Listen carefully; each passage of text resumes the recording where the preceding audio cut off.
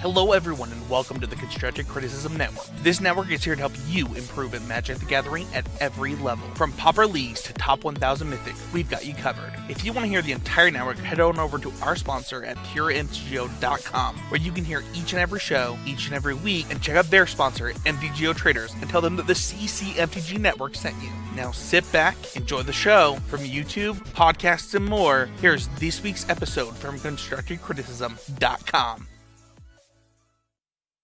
How's it going, everybody? It is Thursday afternoon, July the 2nd, 2020, about 6:20 p.m.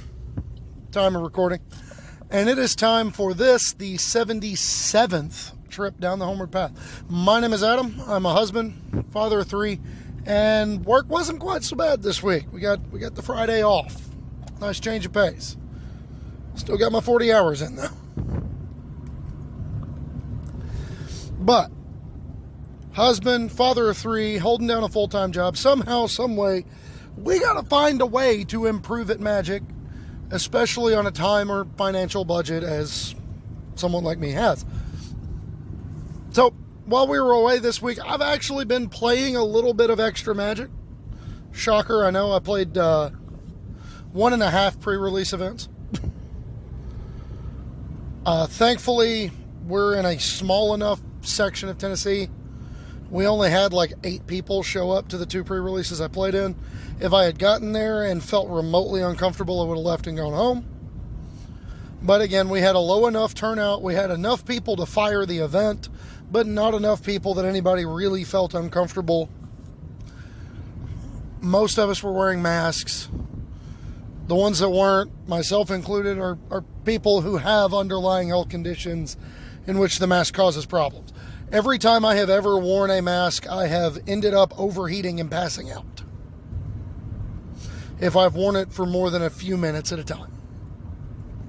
So, if I'm out in public and I know I'm only going in for a few minutes, I will mask up. But in the case of a pre-release, when I know I'm going to be there for several hours, it's a little bit of a different animal. I do everything in my power to aim everything downwards, to not be, minimize the amount of bloom to my exhales as possible. Even not masked up, we're going to do our best to make sure nobody gets sick from me. As an essential worker, I've got to do my part because I'm still going back and forth to work.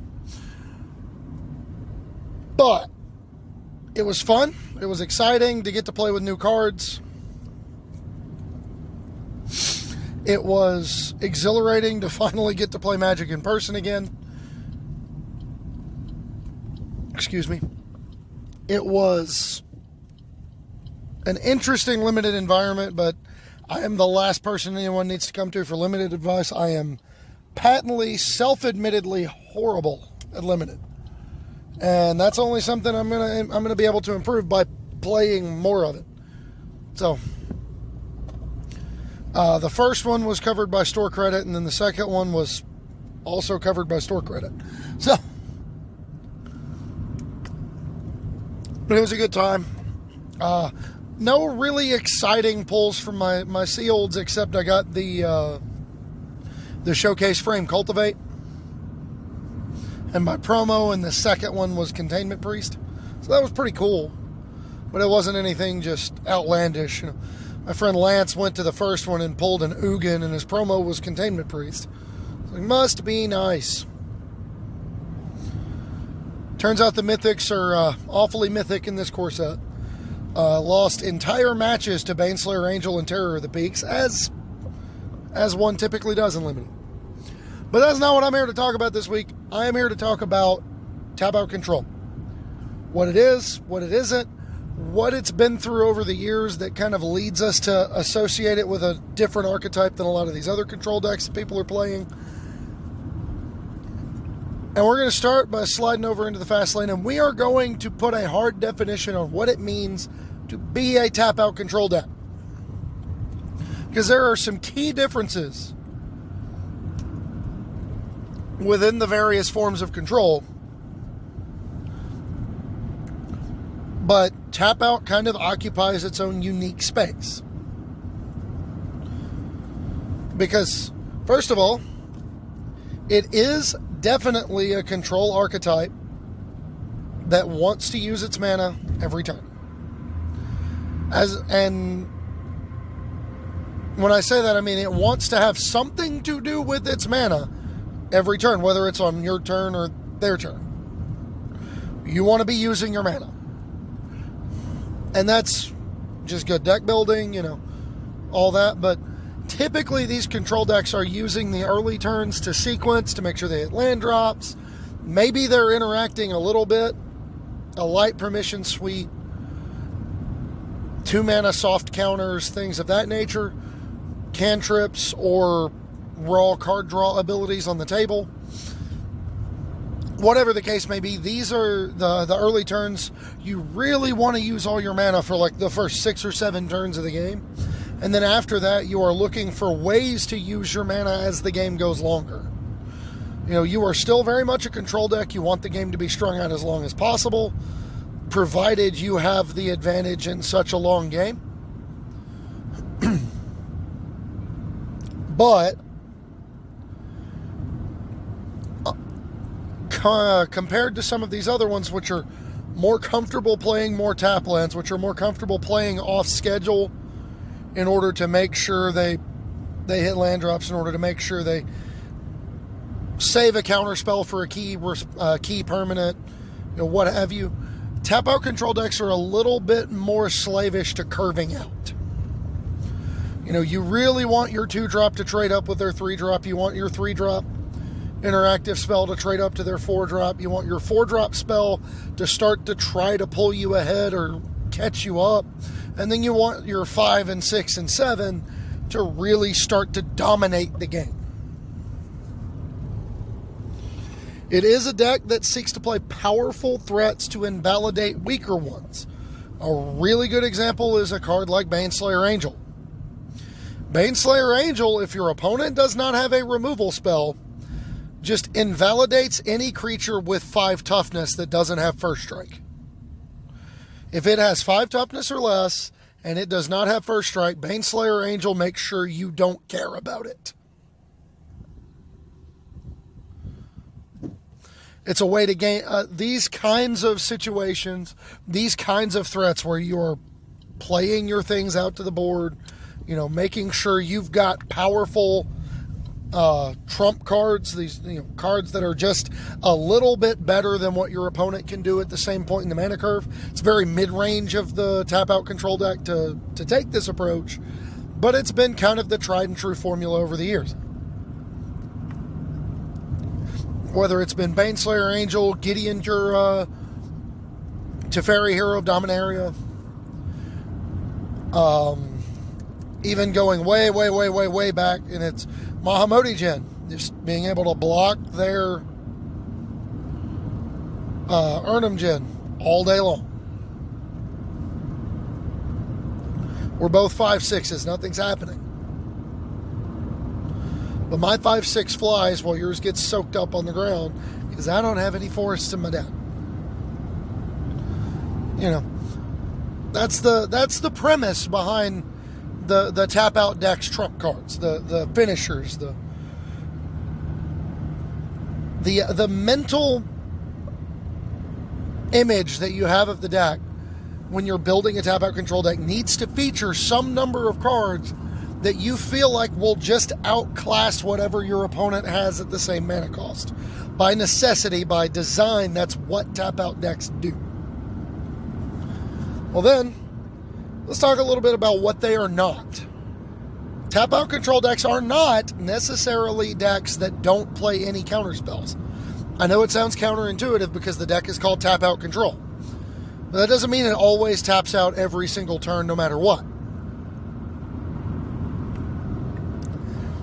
It just means that once it starts building advantages, the way it wants to do that is by tapping out for powerful cards rather than continuing to interact and seeking to double spell the way some of the other control decks do.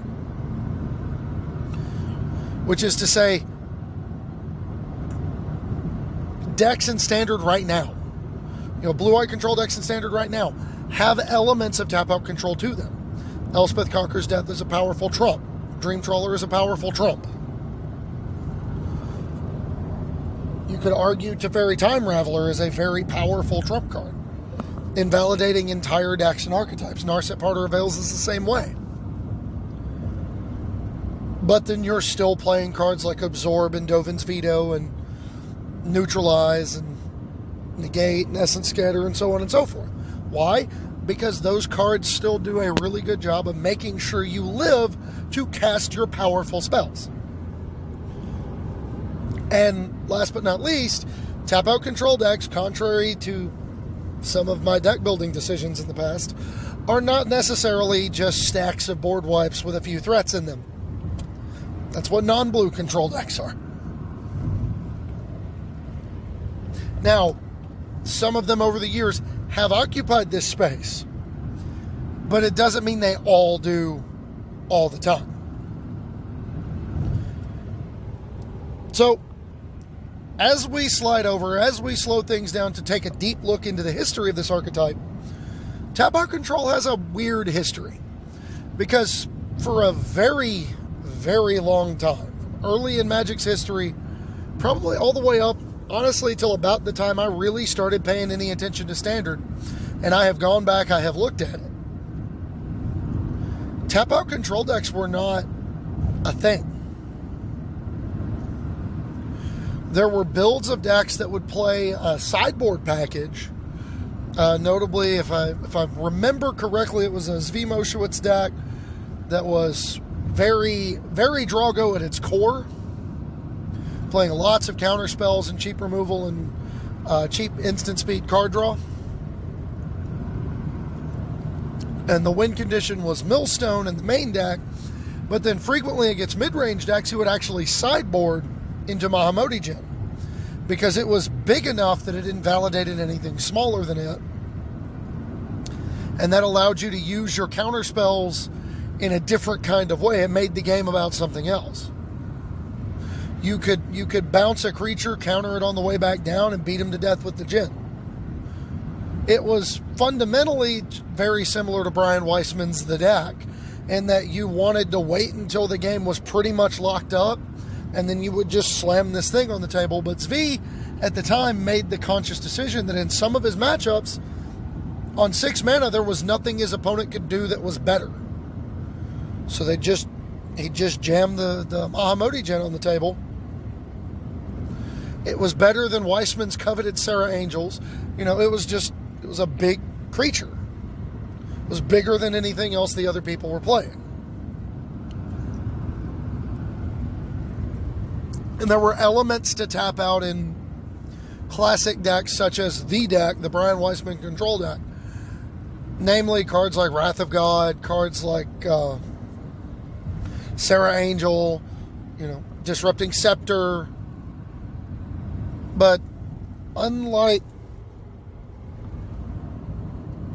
decks of more modern sensibilities, these tap out control decks, these control decks at the time, decks like the deck, like Drago control from Andrew Cuneo, so on and so forth, they were more interested in trying to achieve total and utter control of the game. They wanted the opponent out of cards. They wanted to have a handful of cards. They wanted to have enough lands or mana sources in play to be able to cast a threat and protect it before they would start worrying about actively trying to win the game. Well, that all changed around October 2005. And bear in mind, I've been playing Magic for about a year by this time. Ravnica City of Guilds had just released. And the deck of the first round of PTQ's weekend, like the deck that did the most damage, Mike Flores turned out a masterpiece. The deck was called Juicy Blue. And this was kind of the first in that theory of, well, if my thing's just better than whatever you can do at that mana cost, I'm just going to play my thing. I'm not going to try to control the game forever. I'm not going to play a really threat light deck. I'm not going to play a deck that barely has a way to win the game, but we're just going to dig until we find it and keep you from doing anything until that happens. No. Flores was interested in playing control for 4 turns. Sometimes 5. But the reasoning behind it, we had cards like Remand, we had Mana Leak, we had Exclude, we had, at the time, Flores ended up playing several black cards splashed into the deck off of Watery Grave and Underground River. Cards like Slay, cards like, removal options, but at its core, what you were doing with this deck is you wanted to play, some amount of the time you played Juicy Apprentice on turn 2. You would leave up interaction on turn 3 and 4. And then you just jam Maloku the Clouded Mirror down your opponent's throat on turn 5. Because if they didn't kill it, if you got to untap with Maloku, you were going to win. You would play your 6th land, you would attack for 2, you would pass the turn. Opponent says, okay, play my Loxodon Hierarch, play my, threats were not great from the aggressive or mid-range decks at the time. Play my thing out. Well, okay. Does it fly? No? Okay. Instep, we'll float 2, bounce 2 lands, make 2 1/1 flyers, untap, play land, attack you for 4, pass the turn. What you got? Well, we're going to play this other... Nah, I can't have that. That's another threat. We're going to exclude that. Okay, well, that's cool. You drew a card. Okay, well, now we'll tap 2, bounce 2 lands, make 2 1/1s, untap, play land, attack you for 6. Are you dead yet? No. You're actively seeking to turn the corner like a mid-range deck in these tap-out control decks. Partially because Maloku was such a powerful threat at the time. Evasive, 4 toughness to live through Volcanic Hammer and Lightning Helix.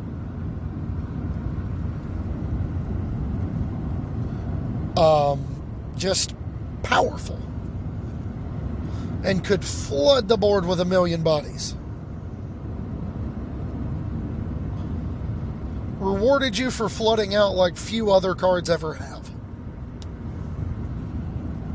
Well, then on the other hand, you had Kega the Tidestar, who, if it wasn't the best thing in play, it would be after it died, because it was going to replace itself with whatever the best creature in play was.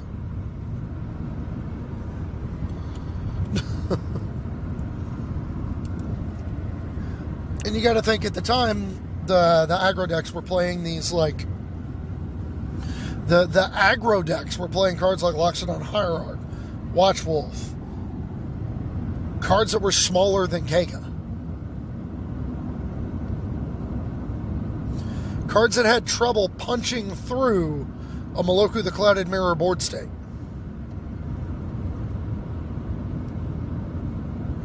Especially when backed up by counter magic and a little bit of removal. Cards like Remand and Boomerang were not there to lock the opponent down. They were there to make sure you didn't die long enough to cast your big powerful threats.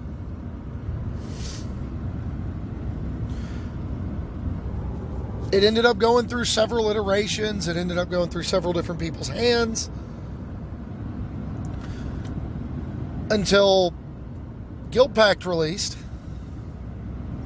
We got Steam Vents, and Flores and Guillaume Wafotapa both had similar ideas going into Pro Tour Hawaii, which, as I mentioned in the last episode, was the very first high-level professional event I paid any attention to.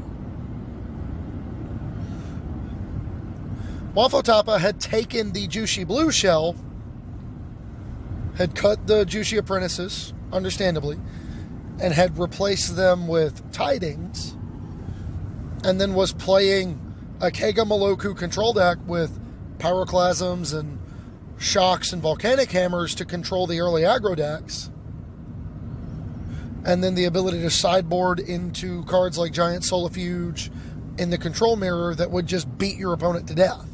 Well, Flores had almost exactly the same idea, except Flores did it with Tron lands. And in the hands of Ossip Lebedowicz, it ended up making a top 8 finish at that Pro Tour. And that was my first exposure to Tron decks. Instead of being turn 1 Expedition map, turn 2 Sylvan Scrying or Crack Expedition map, turn 3 Tron 7-drop go, instead of being the combo deck that Tron is now, or the borderline ramp deck that Tron is now, Tron at that point was a control deck that had a big mana advantage. It was a control deck that played a fun of Blaze, to a Blaze or an Invoke the Firemind, to either nuke the opponent out of nowhere because the game has gone on for a long time. You've hit a bunch of land drops. You got one set of Tron and a couple of extra pieces, and you can just blaze them out of the game for like 10. Or you've got one set of Tron, your board states are fairly even, so you're just going to Invoke the Firemind, pay blue, red X, and draw 5 or 6 cards. And that just refills your hand. Now you're ready to fight the good fight again. Maybe you found another threat. Maybe you found a way to remove your opponents. You know, maybe you boomerang theirs, remand it on the way back down, and let yours go to work. You know, you get 2 shots in with Kega, that's pretty close. In a format with shock lands and pain lands, that'll get real close to lethal.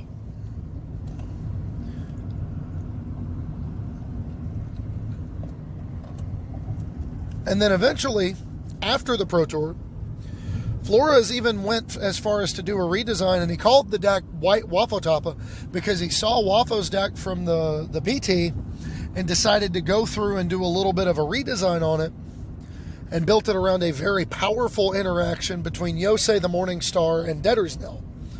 Notably playing a fun of Mirror in the Moaning Well, a technology piece that ended up coming back later. Mirror in the Moaning Well allowing you to sacrifice a creature to gain life equal to its toughness. Yosei says whenever it dies, tap 5 things. Those 5 things don't untap during the controller's next untap step. And then Debtor's Knell would just return the Yosei to the battlefield at your next upkeep. So you could keep things permanently locked down. You could make sure, you know, you executed a prison lock, but like Yosei was still one of the best threats in Standard 2. Because again, it's 5/5 Flying Dragon for 6 that taps down 5 permanents and doesn't let them untap for a turn. Like, that'll do a thing. Wrath of God replaced Pyroclasm as a more unconditional board clear. Genuinely cannot remember. I guess I don't remember what the spot removal options were.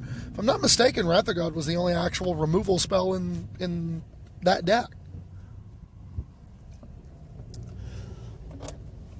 But that all gave way to the summer of 2006. To put it in perspective, this was an archetype that was iterated upon so much in my first year of Magic, I was unaware that like draw-go control existed. I was under the impression that control decks wanted to play like these decks did. Counter, bounce, answer, big dumb thing, kill you. I thought that's what control decks did. Summer of 06, Japanese locked themselves in a room, would be my assumption. Katsuhiro Mori and several others. And they showed up to their nationals. Several high reputation, well-known, well-respected Japanese professionals showed up to Japanese nationals with a deck they called Solar Flare. And this was the concept of tap-out control pushed to its absolute limit at the time. Because what they did is they said, well, if these threats are so powerful that they lock up the game by existing on the battlefield, why don't we put them into play early? These were decks that played signets. If you looked at them by today's deck design standpoint, they almost looked like commander decks. And I know that sounds weird to say. They were unbelievably light on counter magic, playing typically just the 4 copies of Remand. But then they were playing cards like Compulsive Research, Court Hussar, to draw cards, to fix cards, to make sure everything lined up right. Make sure everything was the way they wanted. Well, if you're playing Compulsive Research, draw 3, discard 2 unless you discard a land. 2 and a blue, sorcery.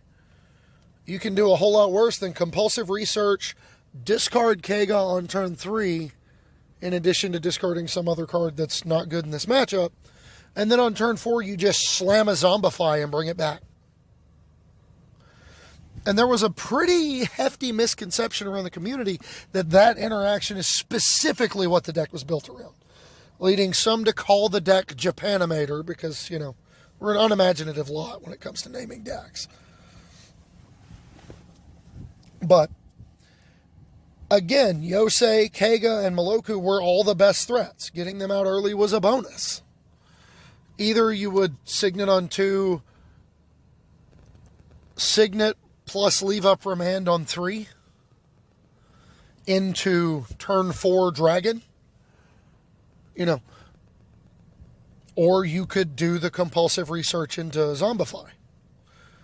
But the idea was just to cheat those cards, get those cards into play as soon as possible, so that the rest of your game became about making sure your opponent didn't do anything you cared about around that.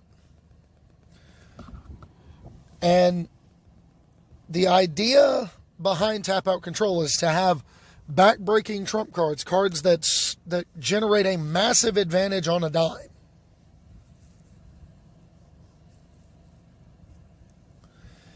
And cards like Persecute, 2 black, name a color, target player reveals their hand and discards all cards of that color. That's a backbreaker on turn 3. Notably, the other control decks at the time were not playing a lot of counter magic. Even like the people still clinging to Jushi Blue. They would play Remand. They might play Mana Leak. Maybe 1 to 2 copies of Exclude. Negate was a card that didn't exist yet. There weren't a lot of great counter spells. The ones we had were really, really good soft counters, but cards like Remand and Mana Leak lose their efficiency really quickly when you're both playing these hit my land drop control decks.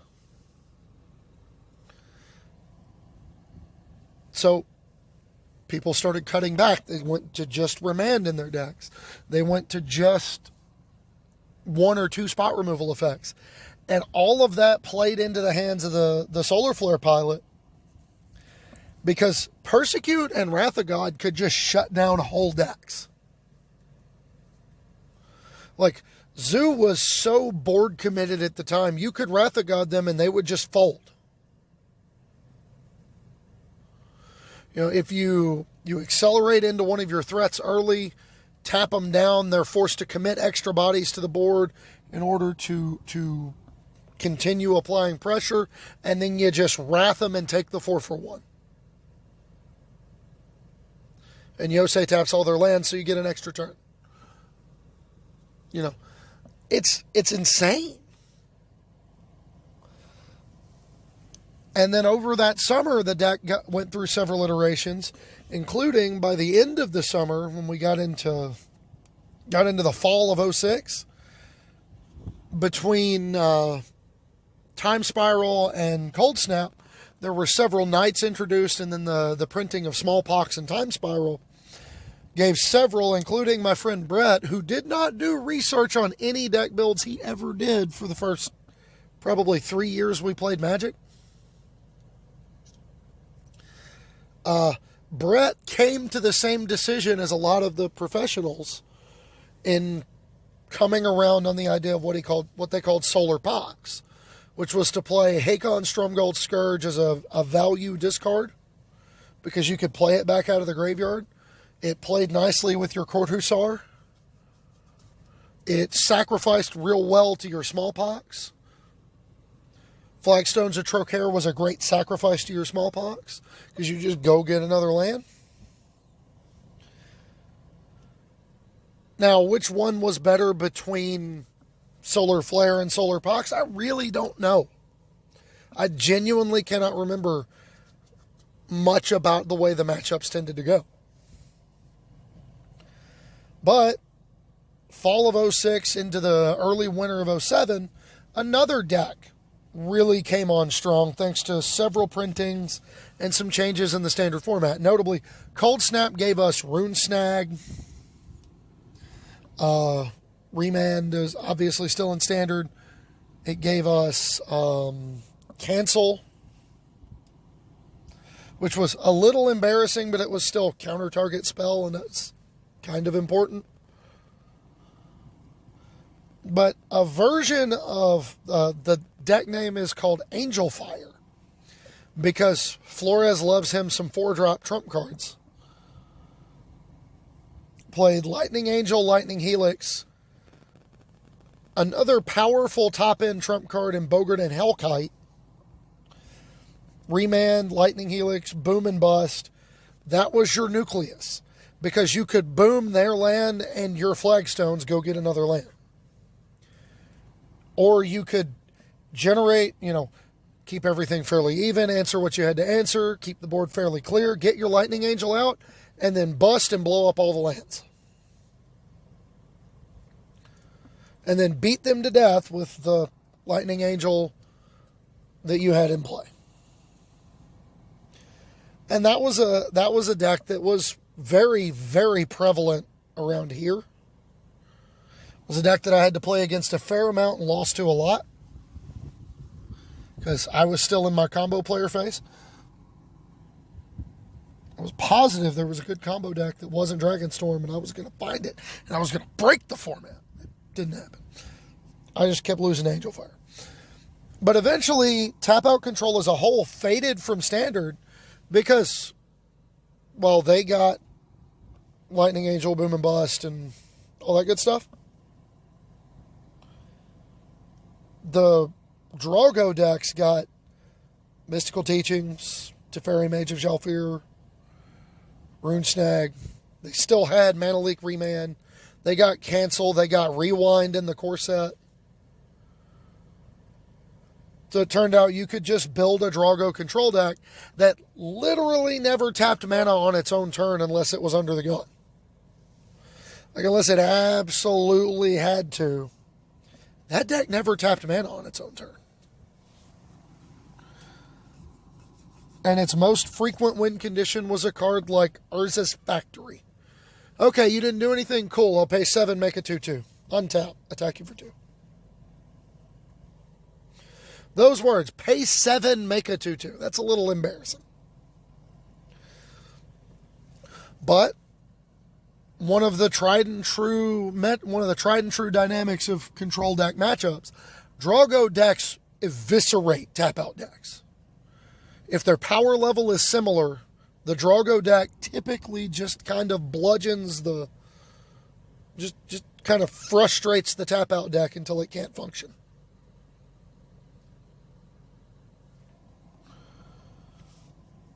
So, Teachings took over as the dominant control archetype. It was by far the best control deck in block constructed.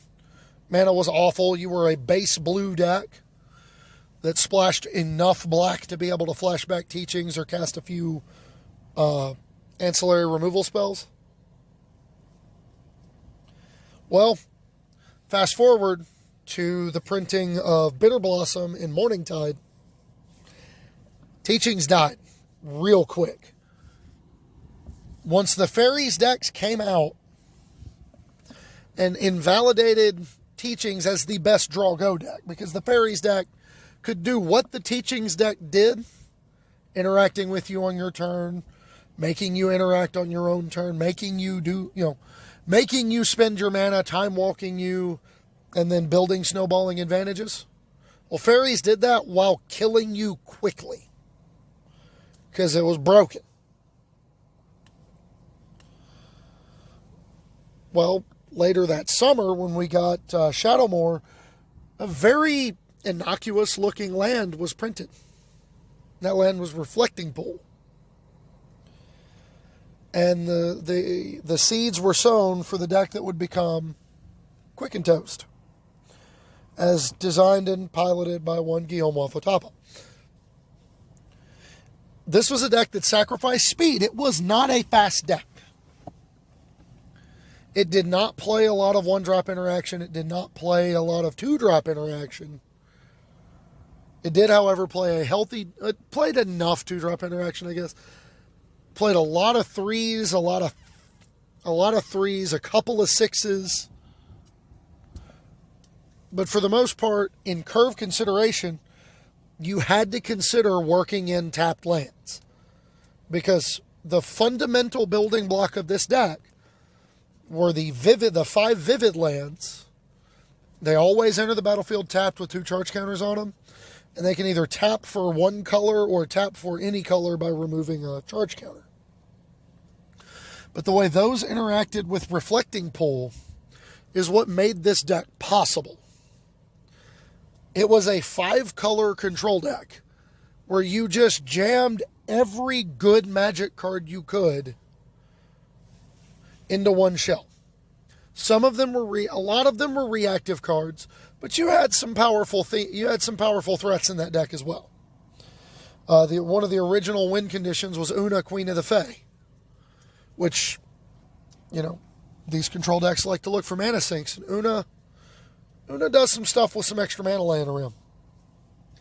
Early builds had mixed results because they didn't really have anything obscenely powerful to go over the top with. That all changed with the printing of Cruel Ultimatum in, I believe it was Shards of Alara. Cruel Ultimatum pushed that archetype up to the top tier. Because Cruel Ultimatum, on the surface, looking at raw card advantage numbers, for 7 mana, was it's blue, black, red.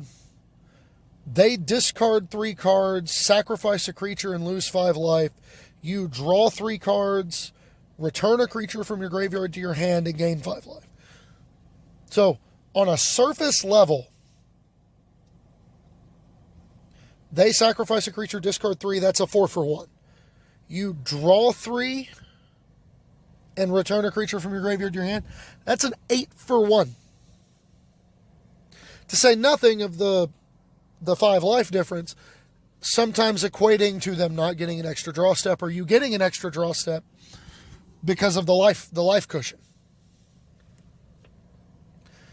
And that was a card that pushed that deck all the way up. And this was a deck, when I say it played the best cards it could, regardless of what they cost, this was a deck that played Plume Veil at 3 mana, which was hybrid blue-white 3 times. Cryptic Command, Day of Judgment at 4 mana. So blue, 1, or white, 2. At 6 mana, it had access to Broodmate Dragon, black, red, green 3, or Cloud Thresher, which was green, 2.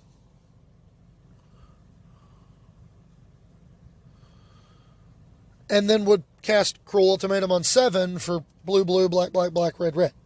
Like, the deck didn't just have good mana, it had perfect mana. As long as you built around the constraints that mana base required. Well, eventually, the rotation of Cryptic Command, the rotation of the the Shadowmoor and Eventide filter lands and Reflecting Pool from the format, it disappeared. A lot of the things that got you interested in that deck disappeared from the format. Jund became the best deck in Standard by a country mile. And there were some Jund slayers that came along, right? But that didn't stop Jund from winning the first Pro Tour that Worldwake was legal in. Despite Patrick Chapin and several others having brought a blue-white control deck to the party. And what happened in the aftermath of that Pro Tour was a thing of beauty. Because we found out real quick just how good Jace the Mind Sculptor and Celestial Colonnade were. But it wasn't until we got Gideon Jura in Rise of the Eldrazi that this deck started to take over Standard. And it was interesting because it was such a departure from all the control decks I'd seen to this point. Even during the Juicy Blue, like the Kamigawa Ravnica Standard, you still played stuff like Remand. You would play a couple of mana leaks. You would sideboard into additional counterspells. This deck didn't play any in the main deck. There were 0 main deck counterspells. You would sideboard into Flash Freeze against green or red decks. That was it. Sideboard into Flash Freeze against green or red decks. Any other matchup, we're just going to do this. We're going to do this other thing, where Jace is the best thing anyone can do at 4 mana. Gideon and Baneslayer Angel were far and away the best things anyone could do at 5 mana. And then alongside that, you had a fat stack of board wipes, card draw, and removal. Like spot removal, a little bit of spot removal. Cards like Oblivion Ring, cards like Oust, Path to Exile, you know. We had some tools at our disposal. But, by and large, you were hinging on whether or not Jace, Gideon, and Baneslayer were good enough to kill your opponent, and 9 times out of 10 they were.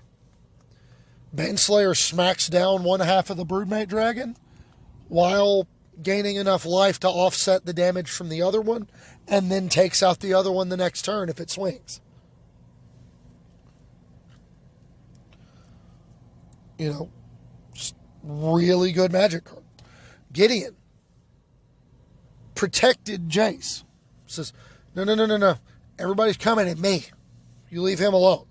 Also, I have 8 loyalty, so I'm going to invalidate your entire combat step, then untap, kill all the creatures with Day of Judgment or Martial Coup, and then I'm going to go 6/6 and bring the pain. And this was a viable strategy in large part because it was willing to realize that the counterspells we had were not good enough to play. So instead of trying to answer everything before it hit the board, we just tried to make it not matter. And then later that summer, we ended up getting Sun Titan. Sun Titan links arms real well with cards like Wall of Omens and Spreading Seas and Oblivion Ring. Every time it enters the battlefield or attacks, you bring one of those things back. Play Jace Beleren because of how the legend rule used to work. You could trump their Jace with your smaller Jace. You spend 3 mana to trade with their 4 mana Jace. They both die. You attack. Sun Titan brings back your 3 mana Jace. It was an intriguing look at a different version of control. And it eventually gave way to one of the most dominant standard decks of all time once we got access to Scars of Mirrodin, Mirrodin Besieged, and Shards of Alara rotated out of standard. We got Callblade, which built an aggressive package into the Jace Gideon board wipe tap out control shell. Stoneforge Mystic, Squadron Hawks are very unassuming looking threats. Until they're carrying a Sword of Feast and Famine, allowing you to both tap out for threats pre-combat, then attack and untap your lands to protect them. You got to be both the tap out and the draw go deck at once. I could do an entire episode on the format leading to Callblade and then what happened to the standard format during Callblade. I don't want to do that today. But I can tell you that this deck was so good, so powerful, so popular, that it was still the best deck in Standard, or at least the most played deck in Standard, after they banned Jason Stoneforge Mystic. Because cards like Batterskull, Squadron Hawk, Batterskull, Squadron Hawk, Sword of Feast and Famine, Sword of Body and Mind, Sword of War and Peace, Gideon, 3-mana Jace, Timely Reinforcements. It had everything you want in your tap-out control deck. It was still unbelievably good. But that was one of the last Standard formats I played in before my break from Magic. And 5 years later, I came back. We tried a few things over the course of the summer. I tried a few things over the winter.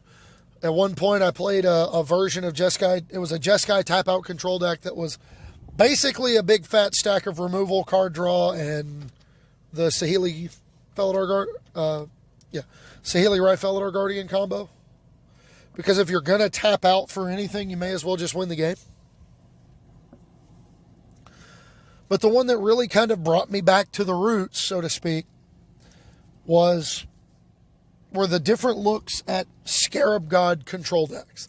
And these persisted from the summer of Hour of Devastation's release, when we still had BFZ and Shadows over Innistrad, a Battle for Zendikar Shadows over Innistrad, all the way through until the release of Dominaria. These decks were just pervasive. They were everywhere. And they did it with the old tap-out control deck mindset. If you take the single best threat in Standard, the Scarab God, 5 mana, 5/5. If it dies, it returns to your hand during the end phase. Can spend mana to reanimate or to make token copies of creatures in anyone's graveyard by exiling the original, and makes them 4/4. So it's graveyard hate and a mana sink and a powerful threat that closes the game out quickly on its own. Just everything about that card was unreasonably good for that mana cost. And you take that threat and you surround it with tap-out control trappings. Cards like Fatal Push, Moment of Craving, and Braska's Contempt keep you from falling behind. Notably, Fatal Push and Moment of Craving would also put creatures into your opponent's graveyard. The little bit of counter magic you played would do the same. Cards like Supreme Will, Censor, various little pieces of counter magic would put creatures into your opponent's graveyard, which once you got Scarab God on the board would just turn against them. They didn't have the originals, but you had the Eternals, and you were beating them down, and you were getting card selection from Scarab God every upkeep. It was just so good. At one point, the build that I played for the longest with the Scarab God in it splashed red in order to play Bolus, Hour of Devastation, and I can't remember what else. But even just playing enough of a red splash to play Bolus and Hour of Devastation. Bolus was a 7-drop that could just take another thing and then build up to an ultimate where it just killed your opponent. And then Hour of Devastation would just clean up everything. Creatures even lost Indestructible. Ew. So that was my first recent interpretation to tap-out control. But then, with the release of Dominaria, things went back to more of their traditional tap-out control roots. We got the hero we deserved in Blue-White Approach. Use Teferi, Hero of Dominaria, and Approach of the Second Sun as your win conditions.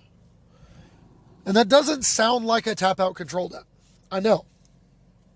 Teferi, Hero of Dominaria, under no circumstances, is a classic tap-out control deck win condition. Because it sits there and draws you cards, and then eventually gets to ultimate, and then you start exiling your opponent's board, and then once you have their board exiled, you just let the Teferi tuck itself back into your deck, and eventually your opponent decks out and you can't. That doesn't sound like tap-out control. But Teferi on 5, untap, protect him. Clear the board, plus protect him again. Approach of the Second Sun, gain 7 life. Teferi maybe has to tuck a creature.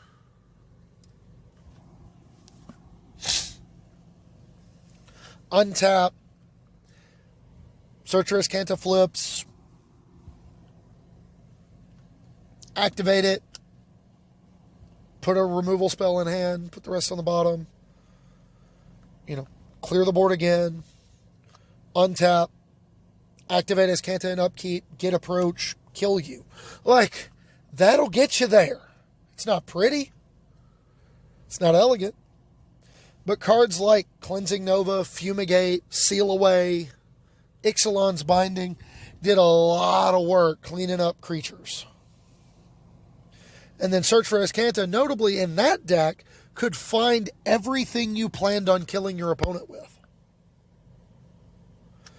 Some of them would play Gideon of the Trials in their deck as a pseudo 3-drop creature that they could just jam onto the board on 3, put an emblem out so your opponent has to attack into it, as opposed to attacking your face. Well then, each subsequent Gideon you find sort of soft locks your opponent. And Search for Escanta, after flipping, could find it. It was a deck that looked on paper to be more Drago, but it was very much a tap-out control deck. As frequently as you could, safely, if you weren't just under the gun, you were spending turn 5 to either Cleansing Nova, Fumigate, or Teferi. Well, then we fast forward a little bit more to today, because decks went all over the place during Ravnica era Standard. Worlds 2020, Paulo Vitor Dama de Rosa had the perfect 75 for Worlds 2020. Leveraging a light permission suite, heavy spot removal, and powerful threats. Yes, Shatter the Sky was in the deck. Yes, Absorb, Dovin's Veto, Sinister Sabotage, Negate. Those are all cards the 75 played. Disdainful Stroke, etc. All of those were cards the deck played. But Dream Trawler would just come down and invalidate any creature that had less than 5 power. And would be able to trade any card in Paulo's hand to invalidate a removal spell.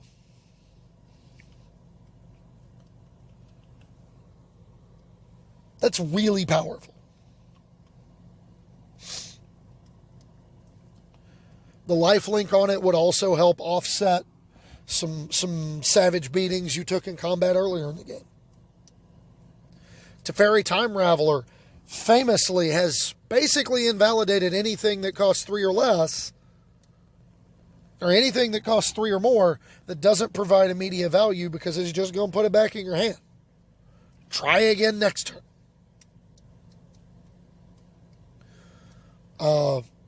Archon of Sun's Grace, however, would invalidate entire combat phases out of aggro decks by just putting a ton of lifelinkers on the battlefield. You got to untap with that thing. You Omen of the Sea, scry 2, draw 1, make a dude. Make a 2/2 lifelink. Banishing Light your creature, make another 2/2 lifelink. What else we got? Bertha Miletus, go get a plains, make a 2/2 lifelink. Well, now you on the other side of that matchup need a board wipe. Now you've got to be the one clearing the board. I've got a board presence now, and it's going to shut off a lot of the damage you've been doing to me so far. It was a very, very well-tuned, well-designed deck that I look forward to revisiting at some point. Because unlike a lot of the decks that are being played heavily in Standard right now, this one survives rotation. The biggest blow to this deck is going to be losing its actual Azorius cards. Teferi Time Raveler, Absorb, and Dovin's Veto. Those are going to be the biggest blows to this archetype. But in exchange, shortly after Worlds, Bant Ramp is the name the deck has now, I guess. It evolved from Paulo's World Shell, taking the idea of leveraging cards like Teferi, Elspeth Conquers Death, and Dream Trawler, and saying, why don't we just play more powerful cards instead of playing all these weird synergy things? Let's just play Nissa and Krasis and Growth Spiral and Uro in my Teferi Dream Trawler deck. And now Dream Trawler's not even in there. They're just going to ramp all the way up to Ugin. And then thanks to resurgent mid-range decks that were beating up on some of these aggro shells, Jund Sacrifice notably, Temur Reclamation did the classic thing that Draw-Go control decks with a better endgame than Tap Out do. It came in, swooped in, and took over the slot as the best deck. Now, granted, Temur can play a better tap-out game than a lot of the other Draw-Go decks over the course of history. Between cards like Uro, Shark Typhoon, you name it, the cards they have access to are endless. They're very, very good. But the looming omnipresent threat of Expansion Explosion with an active Wilderness Reclamation, there's not a better endgame than that in Standard, and that's why the blue-white control decks eventually optimized out of the format. Even though they play the best card against Reclamation and Teferi Time Raveler, the rec decks just have all the right stuff. And that leads me to my last point. I want to talk about looking forward for tap-out control. Because right now is not a good time to play it. I am not going to sugarcoat that at all. The threats are too good in other decks. So being a lean, stripped-down control deck that plays a good amount of, interactive elements, board clears, ways to catch up, and shots in the arm for card advantage, and then a handful of powerful threats to close the game out in a hurry, that's not a good place to be when the other decks that you're trying to control have better threats than you. Hydroid Krasis, Nissa Who Shakes the World, looming ever-present threat of Embercleave out of the red decks. It's not a great time to be trying to build these decks. That hasn't stopped me. Still doing it. It's not a good time for it. However, looking forward to post-rotation, when everybody loses their Shocklands, and we move forward with just Temples and Triomes, along with whatever mana fixing is in Zendikar, Paulo's deck from Worlds starts looking real good. Yes, you have to replace Absorb with Neutralize. Yes, you have to replace Dovin's Veto with Negate. You probably end up playing some number of Essence Scatter. But you still have Shatter the Sky. You still have Elspeth Conquers Death. You still have Banishing Light. You still have Omen of the Sea. You still have Bertha Miletus. You still have Archon of Sun's Grace. You still have Dream Trawler. You still have Field of Ruin for opponents who get too greedy with their mana bases. There's losses, sure. But the Constellation tap-out control deck is still very much viable. And I would love to take that shell and play 1 to 2 copies of Dance of the Manse in it. Dance of the Manse being unbelievably powerful when your deck is going to play a bunch of enchantments anyway. So when you're buying back,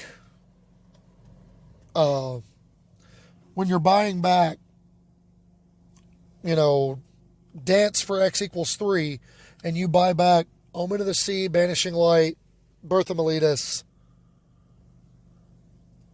make 3 tokens with Archon, scry 2, draw 1, exile a thing, go get a Plains. May not sound like it, but that's a lot of advantage. X starts going higher, you get to X equals 5. Bring back Elspeth Conquers Death that's already gone off once for massive advantage. Please. That's going to be silly. Maybe it splashes red in order to play Narset the Ancient Way. That way you've got another powerful Planeswalker to buy back. We've got Teferi, Master of Time in Core 2021. Thirst for Meaning becomes more powerful when you play a lot of enchantments. It turns into a draw 2 that discards the worst enchantment in your hand. Or one that you intend to buy back with Dance of the Manse later.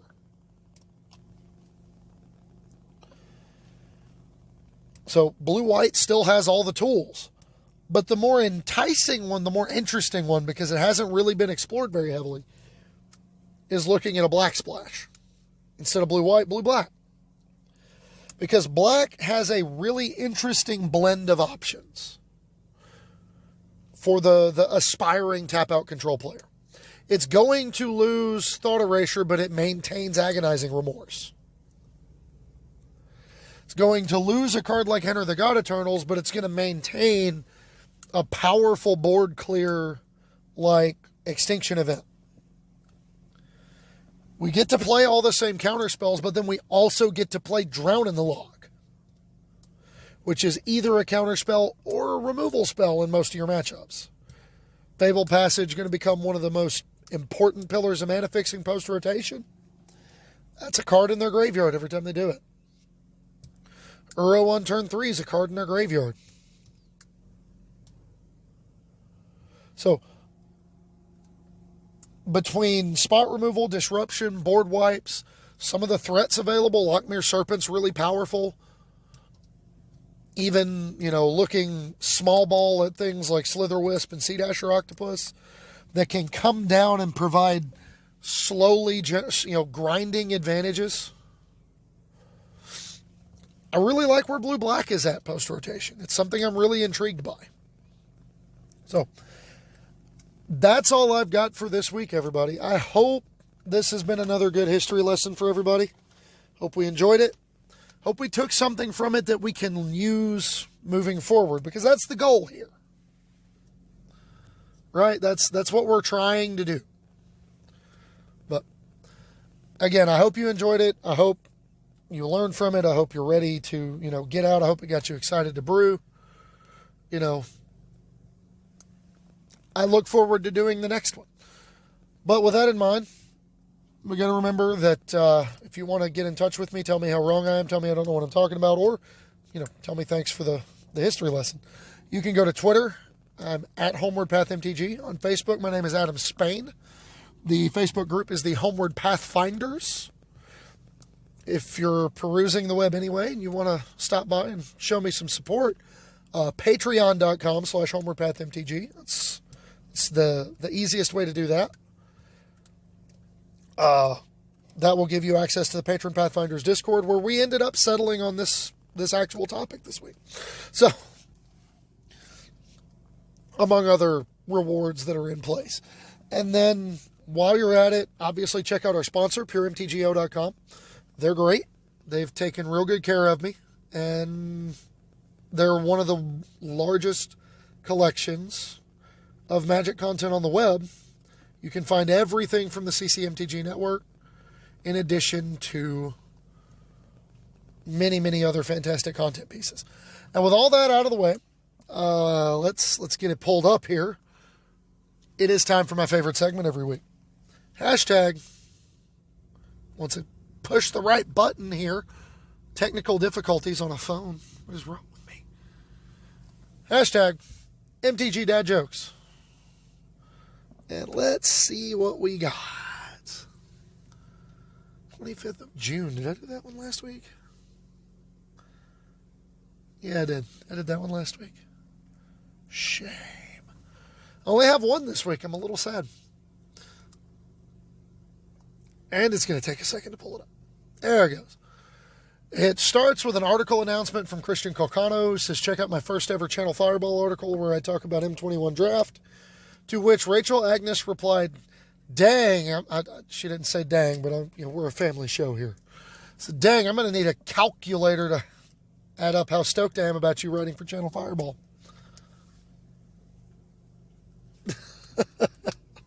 Come on, that was good.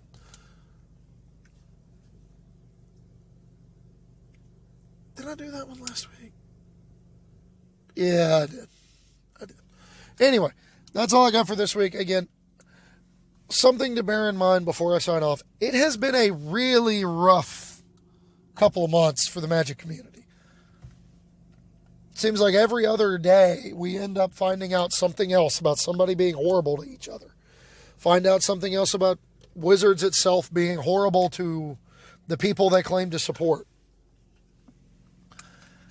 Just remember the words of wisdom that we try to live by here on this show.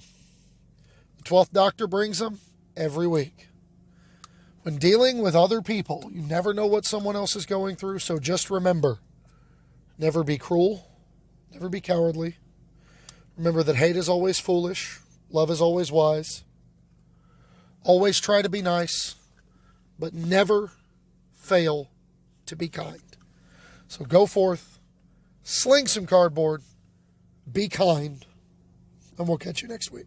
Take care, everyone.